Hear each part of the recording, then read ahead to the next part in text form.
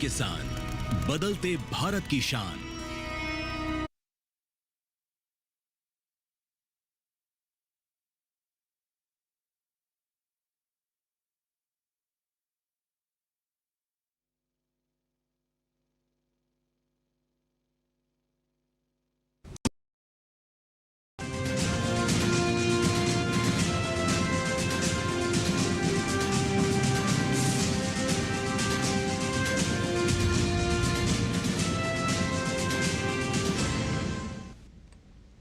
नमस्कार, किसान समाचार में आप सभी का स्वागत है। सबसे पहले मुख्य समाचार।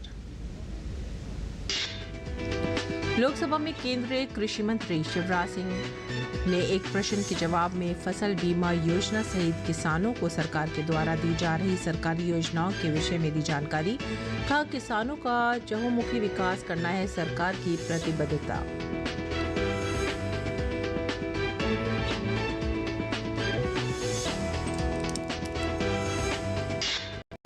किसान पाम ऑयल की खेती से साल भर कमा सकते हैं बेहतर मुनाफा। देश में पाम ऑयल का उत्पादन बढ़ाने के लिए सरकार ने national mission on edible oil palm योजना की शुरुआत की। योजना के अंतर्गत छत्तीसगढ़ के उत्तर बस्तर कांकेर में 12 अगस्त तक मेगा वृक्षारोपण अभियान चलाया जाएगा।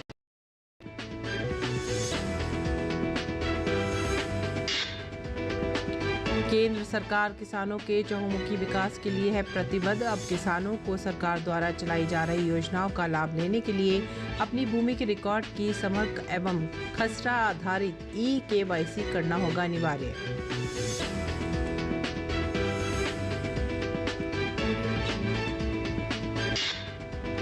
केंद्रीय कृषि राज्य मंत्री भागीरथ चौधरी ने फिक्की एग्री स्टार्टअप समिट में लिया भाग।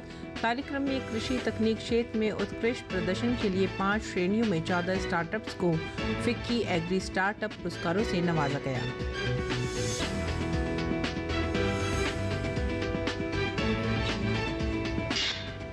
हरियाणा सरकार ने सभी फसलों पर MSP देने का किया निर्णय। देश का पहला राज्य बना हरियाणा, जिसने अन्नदाताओं को दी है बड़ी राहत। सवाल है कि इस मुद्दे पर राजनीति करने वाला विपक्ष अपने शासित राज्यों में लागू करेगा ऐसी व्यवस्था।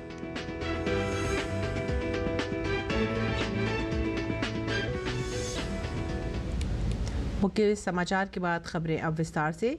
केंद्रीय कृषि मंत्री शिवराज सिंह चौहान ने लोकसभा में फसल बीमा योजना और किसानों को सरकार द्वारा दी जा रही सरकारी योजनाओं के विषय में जानकारी दी।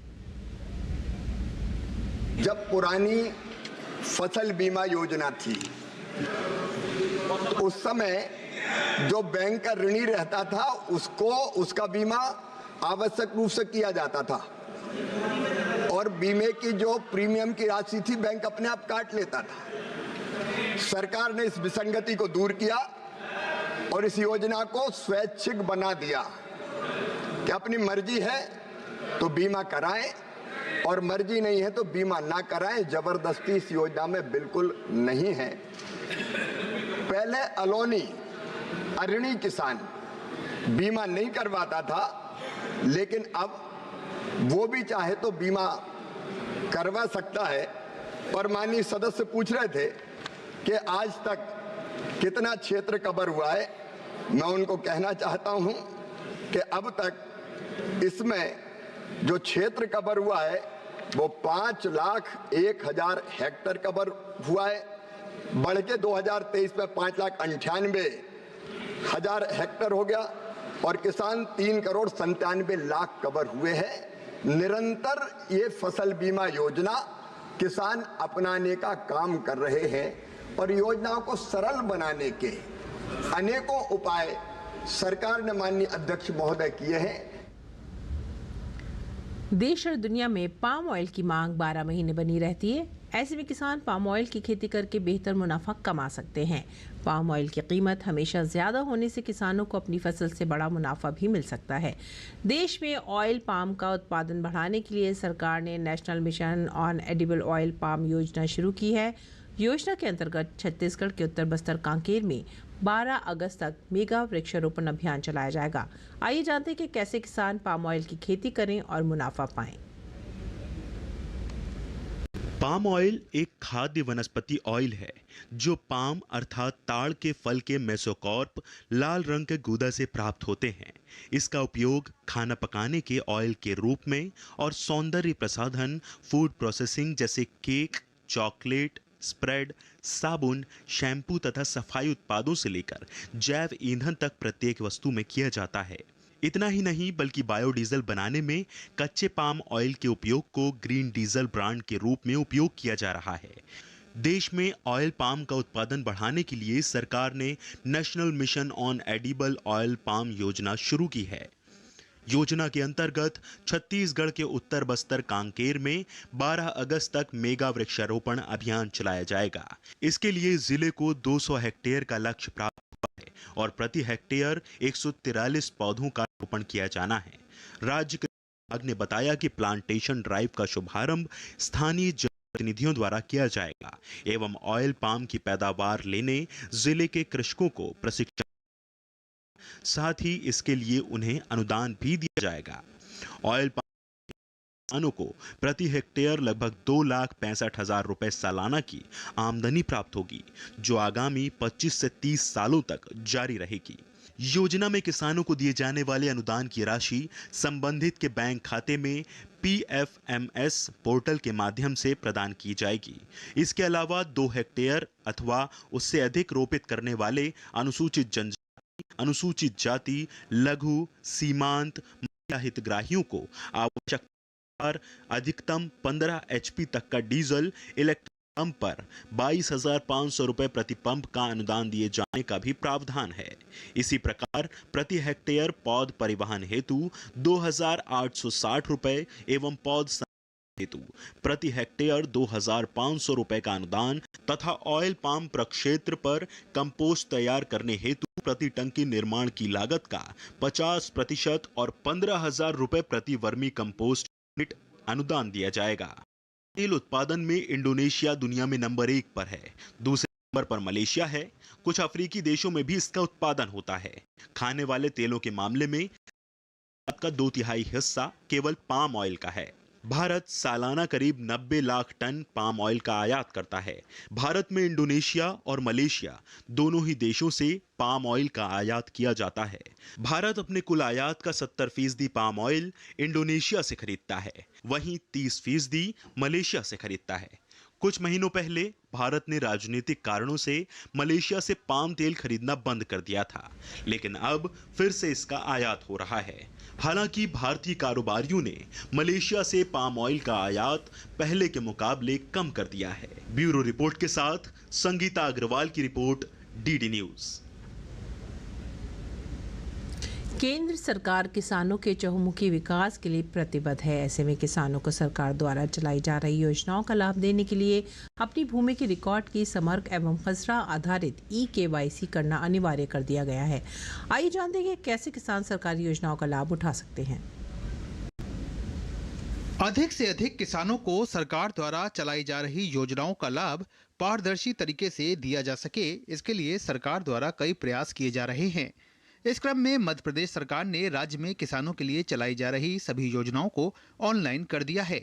किसानों को इन सरकारी योजना का लाभ लेने के लिए ऑनलाइन पंजीयन अनिवार्य रूप से करना होगा। मध्य प्रदेश सरकार ने भूमि संबंधी योजनाओं के लाभ प्राप्त हेतु शासन द्वारा कृषि भूमि धारकों और किसानों को अपनी भूमि के रिकॉर्ड की समग्र एवं खसरा आधारित eKYC कराना अनिवार्य कर दिया है। अब किसानों को समग्र को आधार से eKYC कराना आवश्यक होगा। ऐसे में सरकार ने किसानों से अपील की है कि ग्राम की कृषि भूमि के रिकॉर्ड में दर्ज समस्त किसानों, भूमि स्वामियों, सभी खातेदार, सह खातेधारकों को समग्र पोर्टल के माध्यम से अपने समग्र ID और भूमि को अपने आधार नंबर के साथ eKYC करना अनिवार्य है। इस संबंध में किसान भाई अपने नजदीकी MP ऑनलाइन या कियोस्क सेंटर पर eKYC करा सकते हैं। इसके लिए अपने साथ ऋण पुस्तिका, आधार कार्ड, समग्र ले जाना आवश्यक है। इन का पालन न करने वाले किसानों को eKYC नहीं कराए जाने की स्थिति में आगामी समय में भूमि से संबंधित शासकीय योजनाओं का लाभ नहीं मिल पाएगा। eKYC भूमि स्वामी अपने संबंधित पटवारी, सचिव, रोजगार सहायक के माध्यम से या फिर भी अपने मोबाइल या कंप्यूटर से कर सकते हैं। समग्र eKYC एवं खसरा लिंकिंग हेतु सर्वप्रथम समग्र पोर्टल ओपन करें। समग्र होम पेज में आप समग्र प्रोफाइल अपडेट करें। इसके बाद eKYC और लिंक पर जाएं। इसके बाद अपने समस्त खसरे को आधार तथा समग्र आईडी के साथ लिंक करें। करते समय आवश्यक दस्तावेज पावती, आधार कार्ड एवं समग्र आईडी होना आवश्यक है। वहीं अगर हम बात करें पीएम किसान सम्मान निधि योजना के लिए, आपको आवेदन फॉर्म डाउनलोड करना होगा, जिसके बाद आपको आवेदन फॉर्म भरकर अपने नजदीकी जन सेवा केंद्र में जाकर जमा कर देना है। जन सेवा केंद्र द्वारा आपकी आवेदन की जांच कर किसान सम्मान निधि योजना में रजिस्ट्रेशन किया जाएगा, जिसके बाद आपको इस योजना के तहत लाभ मिलना शुरू हो जाएगा। वहीं सरकार किसानों को पशुओं के लिए भी सहायता प्रदान कर रही है। किसानों द्वारा भेड़ इकाई की खरीद के लिए बैंकों से लिए ऋण पर 23,600 प्रति इकाई की दर से ब्याज सब्सिडी प्रदान की जाएगी। 6% अधिक ब्याज पर अधिकतम 5% तक सब्सिडी प्रदान की जाएगी। किसान किसी भी सरकारी योजना के लाभ के आवेदन के लिए किसान टोल फ्री नंबर 1800-180-151 के माध्यम से किसान कॉल सेंटर पर कॉल कर सकते हैं। किसानों का पंजीकरण किसान कॉल सेंटर एजेंट द्वारा किसान कॉल सेंटर में किया जाता है। ज्ञान संबंधी प्रणाली में किसान का व्यक्तिगत विवरण दर्ज करता है। ब्यूरो रिपोर्ट के साथ संगीता अग्रवाल की report, TD news. Haryana cabinet ने किसानों को बड़ी औकात देते हुए कई अहम फैसले लिए हैं। कैबिनेट ने किसानों को सभी फसलों पर न्यूनतम समर्थन मूल्य देने का निर्णय लिया है।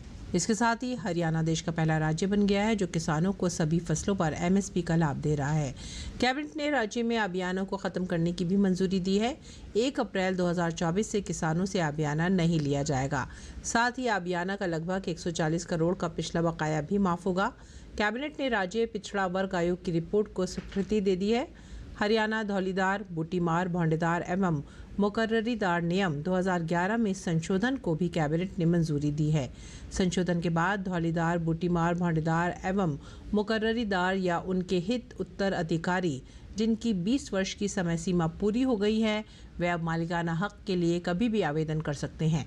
कैबिनेट ने मुख्यमंत्री शहरी आवास योजना में संशोधन को भी मंजूरी दी है। शहरी आवास योजना के तहत प्लॉट लेने वाले आवेदकों को किस्त देने में आसानी होगी। विज्ञान भवन में केंद्रीय मत्स्य, पशुपालन और डेयरी मंत्रालय की विभिन्न बैंकों के प्रतिनिधियों के साथ पहली बैठक हुई। बैठक में मंत्रालय की सचिव अलका उपाध्याय, अपर सचिव वर्षा जोशी, संयुक्त सचिव ओपी चौधरी मौजूद रहे। बैठक में बैंक के प्रतिनिधियों के साथ किसान क्रेडिट कार्ड, मूलभूत समस्याओं को दूर करने संबंधी मुद्दों पर संवाद स्थापित किया गया। संवाद में पशुपालकों को अधिक से अधिक बैंक का लाभ पहुंचाने पर सहमति और बैंक को होने वाली चुनौतियों पर भी चर्चा हुई। सेंट्रल लेवल बैंकर्स कमेटी की हम लोगों ने पहली बैठक की है ये इस मंत्रालय में। इसका मुख्य उद्देश्य ये है कि हम बैंकर्स की जो समस्याएं हैं और हमारी जो समस्याएं उनके साथ, उनकी जो समस्याएं हैं बोरोवर्स के साथ में, हम उसका निदान कर सकें और जिससे कि हमारे जो पशुपालक हैं उनको बहुत जल्दी और बिना किसी ज़्यादा परेशानी के जो भी उनकी बोरोइंग है या जो लोन लेना चाहते हैं वो लोन ले सकें। सुविधाएं हैं, उन सुविधाओं को गांव से लेकर कस्बों तक पहुंचाने की पहल पर बात हुई। मंत्रालय का मकसद है कि अधिक से अधिक पशुपालकों को बैंकिंग की सुविधाओं का लाभ मिल सके। इस बैठक में निकल के 2 बातें आई हैं। पशुपालकों की बात मैं बाद में करती हूँ। ये भी बात आई कि जो हमारे गांव-गांव में, कस्बों में बैंक्स हैं, उन लोगों तक भी स्कीम को दोबारा तिबारा पहुंचाना एक हमारा दायित्व है। उसके लिए हम लोगों ने ये डिसाइड किया है कि जो बैंक्स आज यहाँ पर थे वो हमको कोई तिथि निर्धारित करेंगे रीजन वाइज, और उसमें हम लोगों को ऑनलाइन जोड़कर, बैंकर्स को ऑनलाइन जोड़कर हम उनकी भी ट्रेनिंग कराएंगे। और केंद्रीय कृषि राज्य मंत्री भागीरथ चौधरी ने फिक्की एग्री स्टार्टअप समिट में हिस्सा लिया।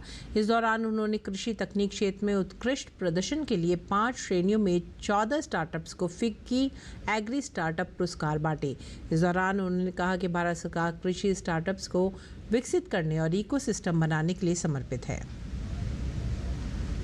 माननीय हमारे देश के यशस्वी प्रधानमंत्री नरेंद्र भाई मोदी जी के कुशल नेतृत्व में हम कृषि स्टार्टअप को सुविधाजनक बनाने और पूरे कृषि पारिस्थितिकी तंत्र का समर्थन करने के लिए ठोस कदम उठा रहे हैं। भारत सरकार की राष्ट्रीय कृषि विकास योजना RKVI कृषि और संबंध क्षेत्र पुनरुत्थान रफ्तार के माध्यम से कृषि को एक लाभदायक आर्थिक गतिविधि बनाने के लिए किसानों के प्रयासों को मजबूत करने, जोखिम शमन और कृषि व्यवसाय उद्यमशीलता को बढ़ावा देने का उद्देश्य है। और आइए अब जान लेते हैं मंडी भाव।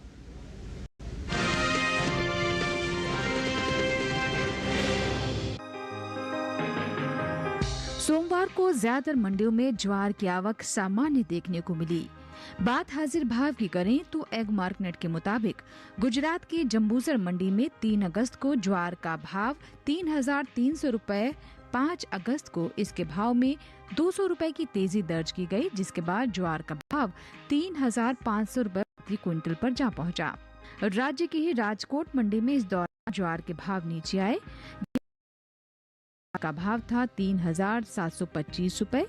5 अगस्त को इसके सौदों में 200 रुपए की भारी गिरावट देखने को मिली, जिसके बाद भाव 3,525 रुपए हो गया। इसी तरह वांकानेर मंडी में 3 अगस्त भाव रहा 3,625 रुपए। 5 अगस्त को इसके भाव में 125 रुपए की नरमी आई, जिसके बाद भाव 3,500 रुपए पर आ गया। राजस्थान की कोटा मंडी में ज्वार के भाव की बात करें तो यहाँ 3 अगस्त को ज्वार का भाव था 2,450 रुपए। 5 अगस्त को इसके सौदों में कोई बदलाव देखने को नहीं मिला और भाव 2,450 रुपए पर ही बना रहा। बात पैदावार की करें तो इस साल ज्वार की पैदावार में बढ़त का अनुमान जताया गया है। कृषि मंत्रालय के हाल ही में जारी दूसरे अग्रिम अनुमान के मुताबिक घरेलू स्तर पर साल 2023-24 के दौरान कुल ज्वार की पैदावार 40,34,000 टन होने का अनुमान जताया गया है, जबकि बीते साल इस दौरान ज्वार की पैदावार 38,14,000 टन रही थी। यानी इस साल कुल ज्वार की उपज में बीते साल के मुकाबले 2,20,000 टन की बढ़ोतरी हो सकती है, जिसका असर कृषि उपज मंडियों में ज्वार के बाजार भाव पर पड़ सकता है। बता दें कि केंद्र सरकार ने विपणन सत्र 2024-25 के लिए 14 खरीफ फसलों के न्यूनतम समर्थन मूल्य में बढ़ोतरी की है, जिसमें ज्वार भी शामिल है। सरकार के इस फैसले से किसानों को उनकी फसलों का उचित दाम मिलेगा, साथ ही आय में भी वृद्धि होगी। साल 2023-24 में हाइब्रिड खरीफ ज्वार की MSP 3,180 रुपए प्रति क्विंटल थी, जिसे साल 2024-25 के दौरान 191 रुपए बढ़ाकर 3,371 रुपए प्रति क्विंटल तय किया गया है। वहीं मालदंडी ज्वार की MSP में 196 रुपए का इजाफा हुआ है और अब इसकी MSP 3,421 रुपए प्रति क्विंटल तय की गई है।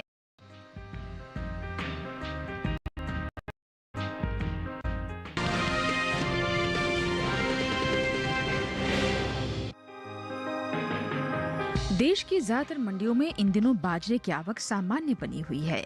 भाव की बात करें तो एग मार्केट के अनुसार सोमवार को देश की अलग अलग मंडियों में बाजरे के भाव कुछ इस प्रकार रहे।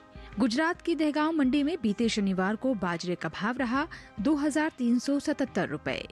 सोमवार को इसके भाव में 33 रुपए की तेजी दर्ज की गई, जिसके बाद भाव 2,410 रुपए हो गया। मंडी में इस दौरान बाजरे के भाव नीचे आए। 3 अगस्त को यहां बाजरे का भाव था 2,125 रुपए। 5 अगस्त को इसके भाव 75 रुपए लुढ़ककर 2,050 रुपए प्रति क्विंटल हो गए।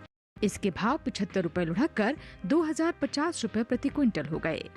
कर्नाटक की लिंगसुगुर मंडी में 3 अगस्त को बाजरे का भाव रहा 2,600 रुपए।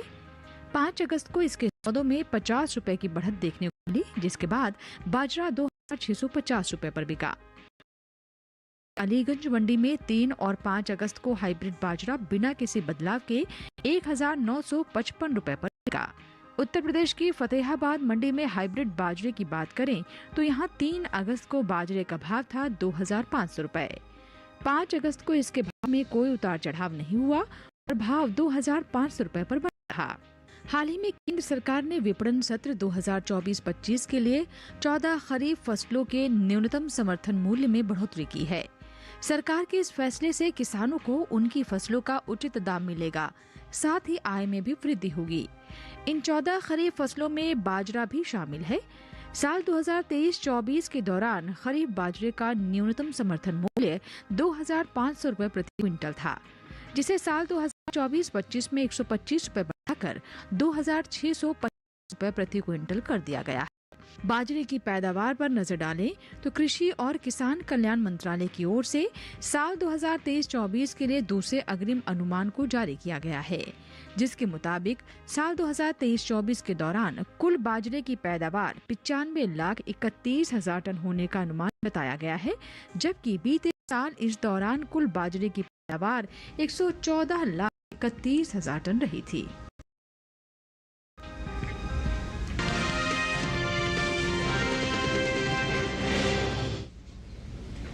और आइए अब जानते हैं मौसमी खेती के बारे में। किसान इस मौसम में कैसे रखें अपनी खेती का ख्याल, देखते हैं।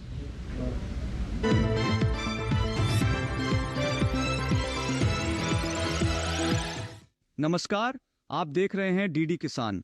मैं हूं AI कृष और आज हम अरुणाचल प्रदेश, असम, नागालैंड और ओडिशा में होने वाली खेती किसानी से संबंधित सलाहों के बारे में पूरी जानकारी देंगे। अरुणाचल प्रदेश में मक्का और सोयाबीन के खेतों में पर्याप्त जल निकासी की व्यवस्था करें। यहाँ के किसान बारिश की संभावना को देखते हुए सब्जियों के खेतों और बागानों में भी जल निकासी की उचित व्यवस्था करें। वहीं असम की बात करें तो यहाँ के उत्तरी तटीय इलाकों में जूट के खेतों में बारिश का फालतू पानी जमा न होने दें। नागालैंड के किसान अदरक के खेतों में उचित जल निकासी की व्यवस्था करें। नागालैंड के किसान दोबारा बोई गई सोयाबीन के खेतों में मल्चिंग का काम करें ताकि भारी बारिश के दौरान बीजों को बहने से बचाया जा सके। ओडिशा के बारिश संभावित इलाकों में धान की फसल, सब्जियों के खेतों और नर्सरी से फालतू पानी बाहर निकालने की व्यवस्था करें। पश्चिमी ओडिशा में मूंगफली, मक्का और दलहनी फसलों में उचित जल निकासी की व्यवस्था करें। ओडिशा के किसान साफ मौसम के दौरान धान की रोपाई करते रहे। यहाँ के किसान कम अवधि और मध्यम अवधि वाली धान की प्रत्यक्ष रूप से बुवाई करने का काम करें। ओडिशा में पूर्वी घाट के ऊपरी हिस्सों में रागी की बुवाई कर सकते हैं। ओडिशा के उत्तर पश्चिमी पठार क्षेत्र में अरहर की बुवाई का काम करें। इसी तरह कृषि और किसानों से जुड़ी हर महत्वपूर्ण जानकारी के लिए हमारे साथ जुड़े रहिए और देखते रहिए डीडी किसान। धन्यवाद।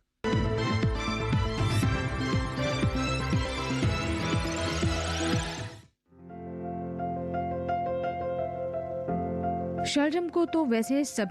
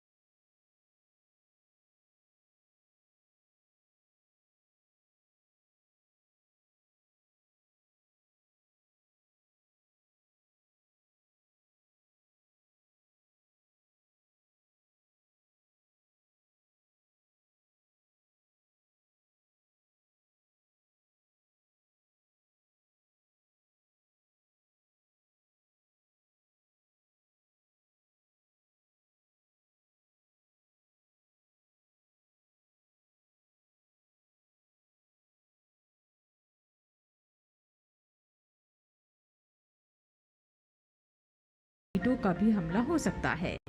बचाव के लिए विशेषज्ञों की सलाह से दवा का छिड़काव करें।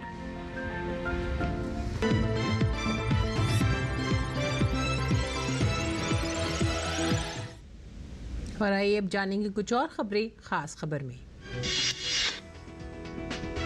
बांग्लादेश के मौजूदा हालात पर संसद भवन परिसर में आज सर्वदलीय बैठक हुई। बैठक में गृह रक्षा और विदेश मंत्री और नेता प्रतिपक्ष राहुल गांधी समेत विभिन्न दलों के नेता मौजूद रहे। विदेश मंत्री डॉक्टर एस जयशंकर ने सभी नेताओं को बांग्लादेश की वर्तमान स्थिति के बारे में जानकारी दी। बीएसएफ के महानिदेशक दलजीत सिंह चौधरी उत्तर 24 परगना जिले में भारत बांग्लादेश पेट्रोपोल सीमा पहुंचे। इस सीमा रेखा को पहले ही बंद कर दिया गया है। इसके साथ ही बांग्लादेश में शुरू हुई राजनीतिक अस्थिरता के बीच दोनों देशों की सीमा रेखा पर चौकसी भी बढ़ा दी गई है।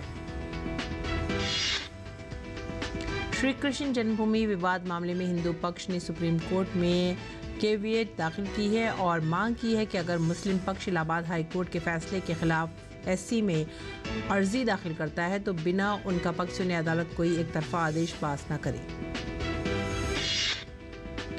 उत्तराखंड के केदारनाथ धाम से लोगों को सफलतापूर्वक रेस्क्यू कर लिया गया है। राज्य सरकार और सेना की ओर से चलाए गए इस ऑपरेशन के दौरान ही सोनप्रयाग से भी तस्वीरें सामने आई हैं। लगातार हो रही बारिश के कारण राजस्थान के अजमेर जिले में बाढ़ जैसे हालात पैदा हो गए हैं। शहर के कई इलाकों में पानी भर गया है, जिससे लोगों को परेशानियों का सामना करना पड़ रहा है। वाराणसी में चौक थाना क्षेत्र के खोआ गली में 2 मकान जमींदोज हो गए हैं। हादसे में एक सिपाही समेत कुल 8 लोग मलबे में दब गए। एनआईए ने झारखंड के लातेहार में कोयला खदान में गोलीबारी, जबरन वसूली और आगजनी के मामले में जेल में बंद गैंगस्टर अमन साहू के एक प्रमुख सहयोगी शंकर यादव के खिलाफ आरोप पत्र दाखिल किया है। लोकसभा में आज तृणमूल कांग्रेस के सांसद सौगात राय के एक सवाल पर सदन में गृह मंत्री अमित शाह ने कहा कि कोई भी राज्य नहीं चाहेगा कि वामपंथ खत्म करने के लिए बंगाल जैसा मॉडल लागू करें। लोकसभा में प्रश्नकाल के दौरान कांग्रेस के सांसद प्रद्युत बोरदोलोई के पूर्वोत्तर भारत में वामपंथ उग्रवाद से जुड़े सवाल का जवाब देते हुए गृह मंत्री अमित शाह ने कहा कि पूरे नॉर्थ ईस्ट में उग्रवाद के मामले में 60% की कमी आई है। अमरनाथ यात्रा के लिए तीर्थ यात्रियों का एक और जत्था कड़ी सुरक्षा व्यवस्था के बीच श्रीनगर के पंथा चौक आधार शिविर से बालटल और पहलगाम मार्गों के लिए रवाना हुआ।